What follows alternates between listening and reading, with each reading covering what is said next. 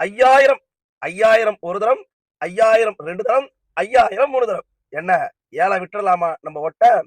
5 வருஷத்துக்கு நம்மளுடைய உரிமையை அடக வைக்கவும், திமுக கிட்ட அடிமையா கிடக்கவும், நமக்கு நிர்ணயிக்கப்பட்ட விலை 5000. என்ன அக்கறை?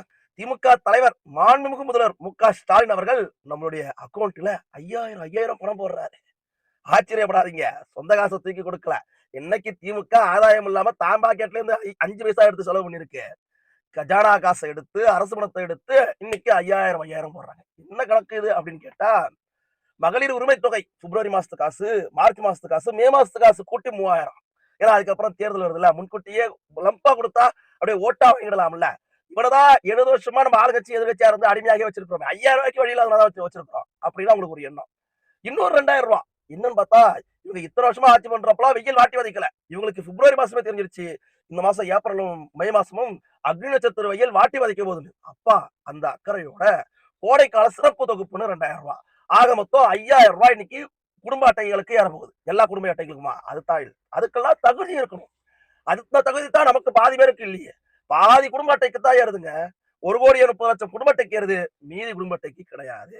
சரிங்க, அந்த ரூ. 3000 நாங்க எங்களுக்கு தகுதி இல்ல. இந்த கோடை காலத்து வெயில் அவங்களுக்கு மட்டும் தான் அடிக்குமா? எங்களுக்கெல்லாம் அடிக்காதா? என்னங்க அப்பா? அப்பா எல்லாருக்கும்ல அப்பாவா இருக்கணும்.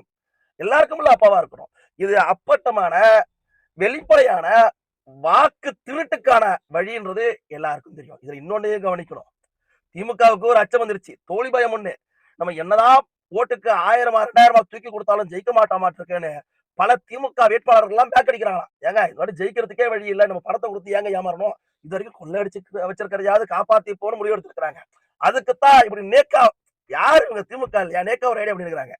ஏங்க உன் காசு எடுக்கிறா? கவர்மெண்ட் கஜானா காசு எடுத்து எப்படி லீகலாவே ஓட்டுக்கு காசு கொடுக்குறான் பாரு அப்படின்ட்டு கவர்மெண்ட் காசை தூக்கி 9 லட்சம் தானே கடனை. அது 10 லட்சமா மாத்துவோம்.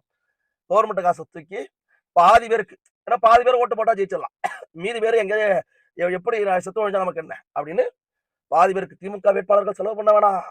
நீங்க அன்னைக்கு ஓட்டுக்கு ஒரு 500 கொடுங்க, 5000 நான் இப்படி கடாத்திடுறேன் அப்படின்னு இன்னைக்கு கவர்மெண்ட் கஜானா காசு எடுத்து மறைமுகமா ஓட்டுக்கு காசு கொடுக்குறாரு. ஓட்டுக்கு மறைமுகமா காசு கொடுக்குறாரு.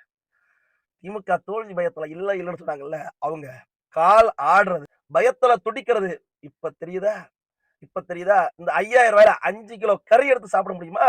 குறைந்தபட்சம் சொல்றேன். 5 நாளைக்கு குடும்பத்தை ஓட்ட முடியுமா? இந்த 5000 தமிழன் தன்னுடைய உரிமையை அடமான வச்சிருவான்னு நினைக்கிறீங்கன்னா, நீங்க தமிழனை என்னவா நினைக்கிறீங்க? என்னவா நினைக்கிறீங்க?